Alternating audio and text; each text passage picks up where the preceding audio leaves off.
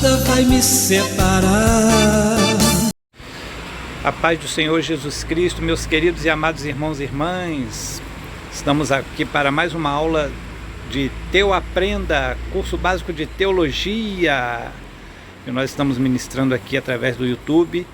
E também nós queremos dizer que nós vamos colocar aí abaixo do vídeo, né, aqui no YouTube, para que você possa estar se inscrevendo nessa aula e posteriormente, ao final do curso, receber um certificado. Você deve se inscrever ou se registrar lá no na nossa plataforma teoaprenda.ead.guru, e vai ser um prazer para nós termos você lá com a gente e poder te entregar o certificado deste curso, né? Nós não temos assim ainda uma previsão de quando vai terminar, nós só começamos e vamos em frente até quando nós pudermos, né? Mas estamos aqui louvando e glorificando a Deus e também trazendo para você os conteúdos do nosso curso, que nós estamos falando sobre a matéria de eclesiologia, e hoje nós vamos estudar na sexta aula, primeiro vídeo da sexta aula, ou talvez até o único vídeo, né?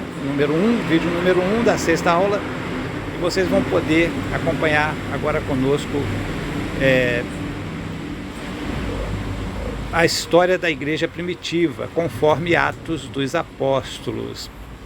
Então vamos lá.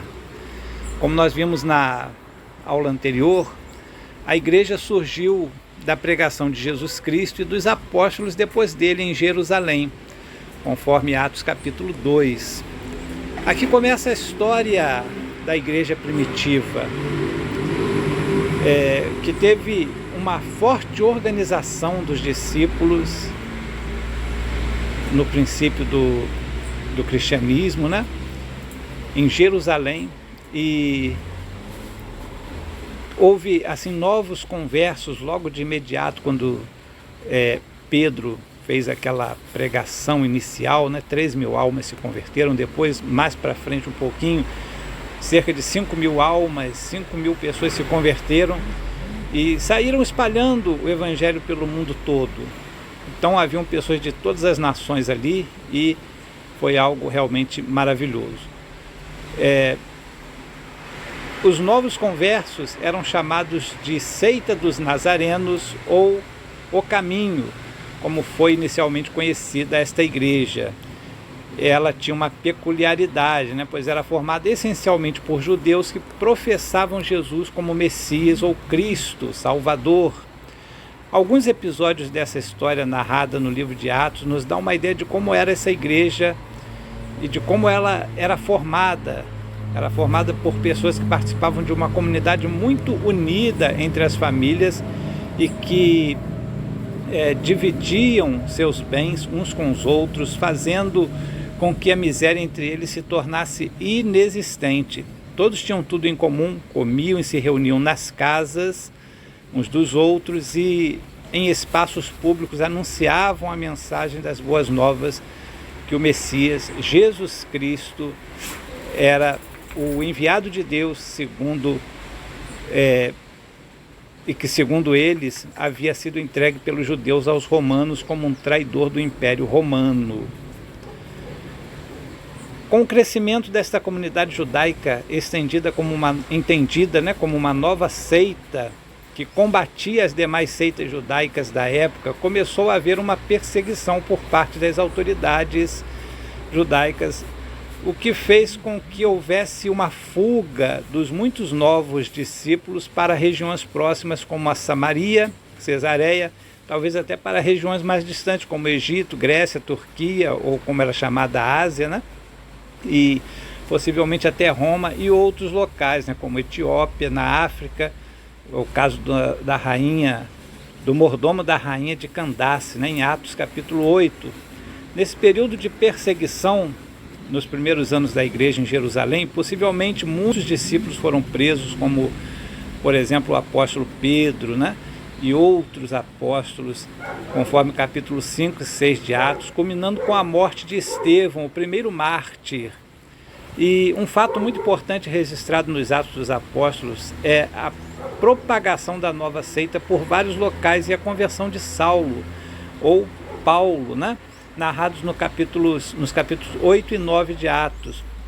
O apóstolo Pedro foi para Jope, cidade próxima a Cesareia, onde se deu a conversão dos primeiros romanos que possivelmente formaram uma comunidade de discípulos nessa cidade.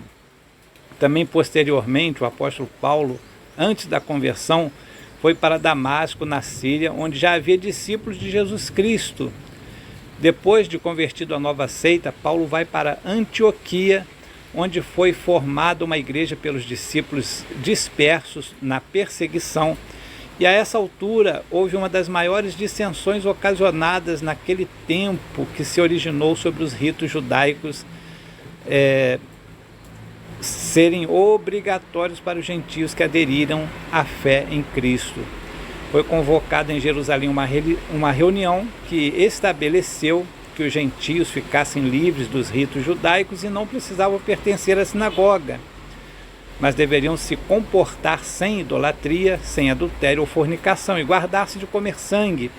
Essa reunião ficou conhecida como o primeiro concílio apostólico.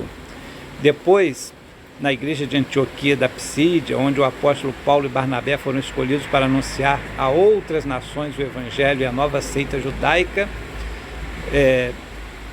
nas viagens missionárias de Paulo, ele passou por muitos lugares como Chipre, Grécia e Macedônia. Foram vários anos de trabalho para ensinar a nova doutrina sobre Jesus, que consistia em dizer que Jesus era o Cristo, o Messias, e que ele foi enviado para, por sua vida, morte e ressurreição, pudesse salvar os que crescem nele, livrando-os de uma vida de servidão à lei, no caso dos judeus, ou no caso dos gentios, ou povos não judeus ou estrangeiros, de viver uma vida dissoluta servindo a deuses e entidades que não era Deus. Agora, essas pessoas deveriam viver para amar o próximo e deixar toda mentira de soluções e viverem honestamente, honrando a todos e sendo exemplos a serem seguidos na sociedade.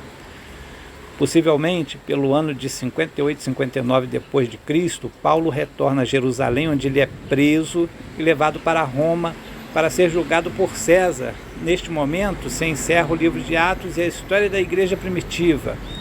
Alguns acreditam que possivelmente ele teria sido inocentado e liberto nesse julgamento. Depois foi novamente preso por volta do ano 64 e teria morrido decapitado em Roma no ano 67.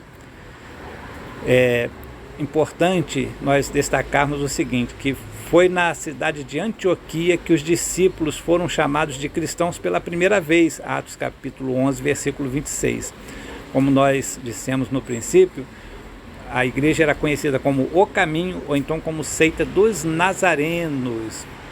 Também é importante que nós encontramos em Atos capítulo 19, 23, menção da igreja como sendo o caminho. Em vários textos no livro de Atos, os discípulos eram chamados de igreja, como em Atos capítulo 8, versículo 1 em diante. Então, meus amados irmãos, estamos aí com esta aula, né, que nós acabamos de dar e contamos com você. Brevemente nós voltamos para a continuação do curso na 7ª aula no próximo vídeo. Deus abençoe a todos, uma